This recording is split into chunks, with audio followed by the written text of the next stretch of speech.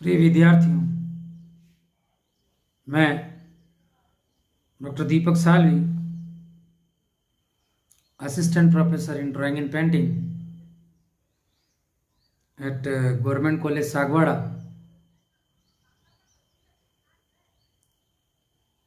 पिछले ई व्याख्यानों से आगे बढ़ते हुए आगे के नए ई व्याख्यान, इससे पहले के भी ई व्याख्यान मेरे स्केचिंग जो आपके लिए बहुत महत्वपूर्ण है।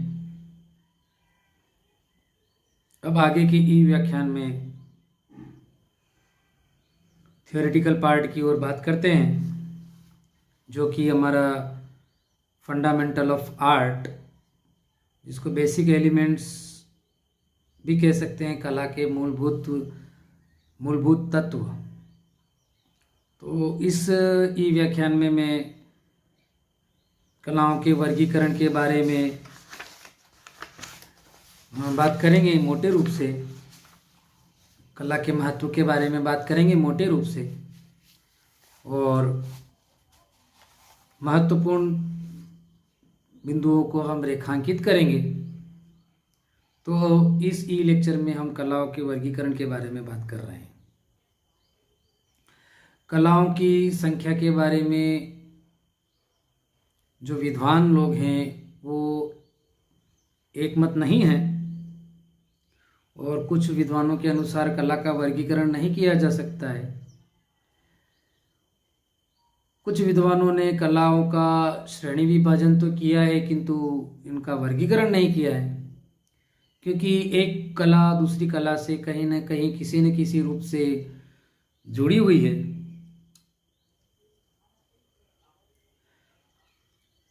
फिर भी कुछ विद्वानों ने आधुनिक काल में कला को अध्ययन करने की दृष्टि से वर्गीकरण किया है, जो इस प्रकार है। उपयोगिता और सौंदर्य के आधार पर कुछ वर्गीकरण किए गए हैं। तो पहला है उपयोगी कला, दूसरा है ललित कला। आचार्य महर्षि ने इन्हें चारु औरकारु के नाम से संबोधित किया है। उपयोगी कलाओं का संबंध हमारी भौतिक आवश्यकताओं की पूर्ति से है, जो उपयोग में ली जा सकती है, जबकि ललित कलाओं का संबंध हमारी मानसिक आवश्यकताओं, सौंदर्य बोध और आध्यात्मिक चेतना से है।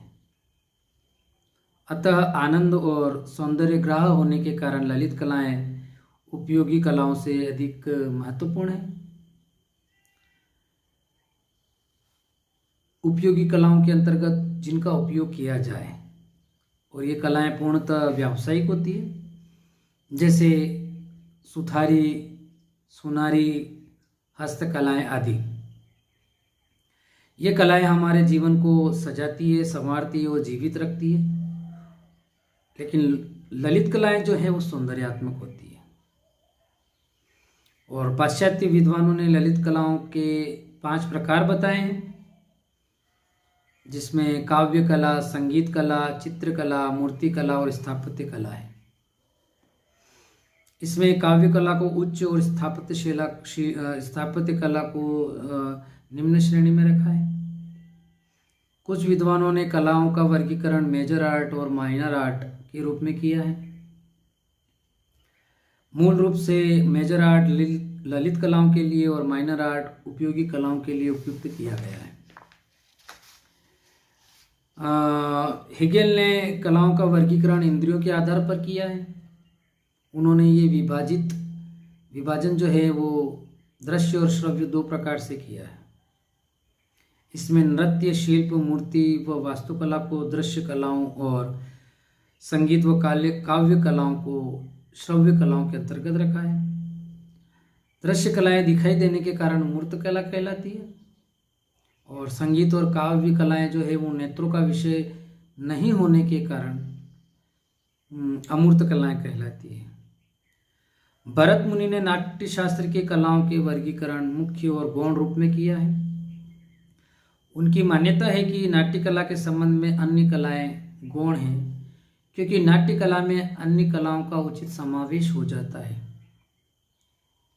ललित कला और उपयोगी कला में अंतर। ललित कलाओं का संबंध जो है वो मनुष्य के सांस्कृतिक विकास, भावों की सौंदर्यात्मक अभिव्यक्ति व लोकोत्तर जीवन से है, जबकि उपयोगी कलाओं का संबंध सभ्यता के क्रमिक विकास व लौकिक जीवन से, लौकिक जीवन जिसमें हम रहते हैं। ललित कलाएं हमारी मानसिक आवश्यकताओं की संपूर्ति करती है, जबकि उपयोगी ललित कलाएं हमारे दैनिक जीवन की भौतिक आवश्यकताओं की पूर्ति करती है। ललित कलाएं मनुष्य के जीवन को आत्मिक आनंद व सुख से भर देती है, जबकि उपयोगी कलाएं जो होती है मनुष्य के भौतिक जीवन के अभावों की पूर्ति कर देती है। ललित कलाएं मनुष्य को ऐसी स्थिति से मिलाती है जिसे परम सत्य या परमानंद की स्थिति कहा जाता है, जबकि उपयोगी कलाओं का व्यवहार पूर्णतया व्यावसायिक और भौतिक जगत से ही संबंधित है। ललित कलाएं आनंद की निधि व पारलौकिक सौंदर्य कर संवाहक है, जो लोकोत्तर जीवन को संवारती है, जबकि उपयोगी कलाएं जो है वो मनुष्य जीवन को सजाती, संवारती व जीवित रखती है। ललित कलाएं कल्पना के संयोग से रूप का सृजन करती है, सृजन ही इन कलाओं का सार है, जबकि उपयोगी कलाओं का मुख्य उद्देश्य उत्पादक व उपभोक्ता के मध्य सेतु कार्य करना है। यह व्यवसाय उत्पादक एवं बिक्री से संबंधित है। ललित कलाएं व उपयोगी कलाओं में समानताएं बात करेंगे। इससे पहले हमने असमानताओं की बात की, अब हम इनमें क्या सिमिलरिटी है, समानताएं क्या है, उसके बारे में बात करेंगे। दोनों ही प्रकार की कलाओं को सौंदर्य व कल्पना के तत्व समान रूप से प्रभावित करते हैं। दोनों ही कलाओं में रुचि बहुत महत्वपूर्ण आवश्यकता रहती है। कला रूप का सृजन करती है और अरूप को प्रदान करती है, अतः रूप निर्माण के सभी तत्व दोनों कलाओं में समान रूप से प्रभावित करती है। वर्तमान युग में ललित एवं उपयोगी कलाएं समानांतर महत्व रखती है। आज सभी प्रचार प्रसार माध्यमों की धूप है सभी जगह, जिसके फलस्वरूप आधुनिक जीवन में भौतिकवादी दृष्टिकोण व उपभोक्तावादी संस्कृति का जन्म हुआ है। अतः दोनों ही प्रकार की कलाएं इन तत्वों में समान रूप से प्रभावित हुई है। आज विश्वविद्यालयों में ललित कला संकायों में व्यावसायिक कला की शिक्षा दी जा रही है, जो कि महत्वपूर्ण है। विभिन्न व्यावसायिक संस्थानों से प्रशिक्षित कलाकारों के द्वारा सृजनधर्मी एवं कलात्मक सौंदर्य व्यक्त करने वाले प्रारूप दृष्टिगोचर हो रहे हैं। व्यावसायिक उपादानों को उपभोक्ता तक पहुंचाने का प्रयास भी अद्भुत कलापूर्ण हो गया है और व्यावसायिक प्रतिस्पर्धा के कारण मौलिक सृजनात्मकता भी मुखरित हुई है। तो जो ये समानताएं पड़ी है, उसके बाद में कला ने हमारे आज के युग में नवीन स्वरूप को ग्रहण कर लिया है और नैतिक और आदर्शों की स्थापना के लिए इनका प्रचार प्रसार जो है सामग्री के रूप में भी दोनों प्रकार की कलाओं का उपयोग हो रहा है। और समाज, मनोविज्ञान, साहचर्य व समय के तत्व कलाकारों को नवीन दृष्टिकोण प्रदान कर रहे हैं और अतः उपयोगी एवं ललित कला में अंतर करना एकदम से सहज नहीं है।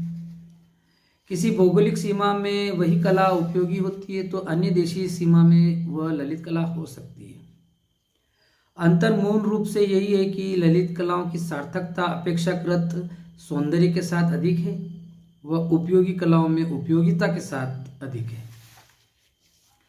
प्रिय विद्यार्थियों, कलाओं के वर्गीकरण, कलाओं की असमानताओं, कला और उपयोगी कला में असमानता और कला में समानताओं के पश्चात हम कला के महत्व, जो कि बहुत बड़ा बिंदु है, लेकिन उसको किन्हीं रूपों में परिभाषित करने का मैंने प्रयास किया है कि कलाएं मनुष्य के मानसिक विकास, बौद्धिक विकास, आत्मिक विकास, व्यक्तित्व निर्माण, भावात्मक विकास, सांस्कृतिक व नैतिक विकास की दिशा में कार्यरत रहती है। इसमें कल्पना शक्ति, स्मृति, निरीक्षण शक्ति, स्वतंत्र चिंतन, तुलनात्मक प्रवृत्ति, आत्म प्रकाशन और आत्मनिर्णय की क्षमता का उत्तरोत्तर विकास होता है। कला मानव जीवन के प्रत्येक क्षेत्र में रच बस गई है और प्राचीन काल से ही आधुनिक वैज्ञानिक युग तक कला का महत्व निर्विवादित रूप से सत्य है।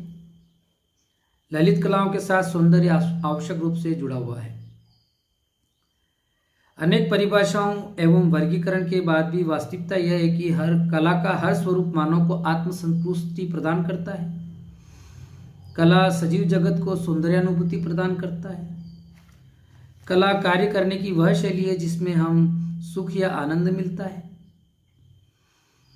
कला की महत्वता को समझकर ही चिकित्सकों ने असाध्य रोगियों को कलाओं, संगीत, चित्रण, शिल्प आदि से जोड़ा और उनके रोग मुक्ति में आश्चर्यजनक ढंग से सकारात्मक परिवर्तन अनुभव किए हैं। भारतीय मनुष्यों का भी मानना है कि किसी कला सर्जन में रत रहना मानसिक और आत्मिक विकास का मार्ग है। अतः कला मनुष्य और समाज के लिए बहुत महत्वपूर्ण है। इस संदर्भ में भर्तृहरि के नीति शतक में कहा गया है, कलाविहीन संपन्न व्यक्ति भी पशु के समान होता है। कलाविहीन जीवन को आचार्य रामचंद्र शुक्ल ने मृत्यु के समान कहा है। कला व्यक्तित्व का परिष्कार करती है। कला जीवन से संतुष्ट होने की भावना का विकास करती है। कला एक स्थिर समाज को बनाने में मदद करती है। समाज के लिए कला का महत्व सर्वव्यापी है। कला मनुष्य व मनुष्य समाज द्वारा निर्मित होता है। सौंदर्य के प्रति मनुष्य में स्वाभाविक ललक होना प्रकृति प्रदत्त तो है, तथापि कला प्रकृति नहीं है। प्रकृति से हम कलात्मक प्रेरणा लेते हैं, लेकिन कला का निर्माण तो मनुष्य अपने श्रम व कल्पना से करता है। अतः प्रकृति से प्रेरणा लेने से पहले मनुष्य का प्रकृति से जुड़ाव होना नितांत आवश्यक है, क्योंकि प्रत्येक व्यक्ति में सृजन क्षमता होती है। उसे अभिव्यक्त करना अपने आप में सौंदर्यानुभूति है। तो प्रिय विद्यार्थियों, ये कला की महत्वता के बारे में आपने देखा, सुना, समझा। आप इन ई लेक्चर्स को अधिक से अधिक संख्या में देखें और कोई चीज़ समझ में नहीं आ रही है तो उसको बार बार इन ई लेक्चर्स को देखें। आप मेरे PDF जो नोट्स मैंने आपको जो व्हाट्सएप ग्रुप पे मैंने उपलब्ध कराए हैं उनको आप निश्चित रूप से देखें, सुने, समझें। यदि कोई चीज़ को समझ में नहीं आ रहा है, मान लो किसी के पहले चित्रकला नहीं थी, तो भी आपको कोई चिंता करने की आवश्यकता नहीं है। आप इन ई लेक्चर्स को देखें, इन PDF नोट्स को लिख लें, इनका प्रिंट ले लें और आपको यदि किसी भी विषय में या किसी भी टॉपिक पे कोई ज़्यादा समस्या आती है, कम समस्या भी आती है, तो आप मुझसे संपर्क करें। अपने मैंने मोबाइल नंबर आपको दे रखे हैं, तो आप इन पे संपर्क करके अपनी जिज्ञासाओं को शांत कर सकते हैं। प्रथम वर्ष कला के विद्यार्थियों, इन विषयों से कला, चित्रकला जो बहुत अच्छा विषय है, कला इनसे मन का विषय है, इनको आपको बहुत अच्छी तरीके से समझना चाहिए। जीवन जीना भी एक कला है, तो आपको कभी इनमें कोई प्रॉब्लम आ रही है तो आप मुझसे बात करें। और इससे पहले मैंने जो ई लेक्चर दिए हैं आपको स्केचिंग के बारे में, स्केचिंग भी आप करते रहें। दिन के 5 स्केच, 4 स्केच भी बनाएंगे तो आप अपने सबमिशन फाइल जो आपकी 100 से 150 स्केचेस जो A4 कागज़ पे जो आप स्केचिंग बनाएंगे, 4B और 6B पेंसिल, क्या क्या सामान लाने हैं ये भी मैंने आपको पहले के ई लेक्चर्स में बताया है।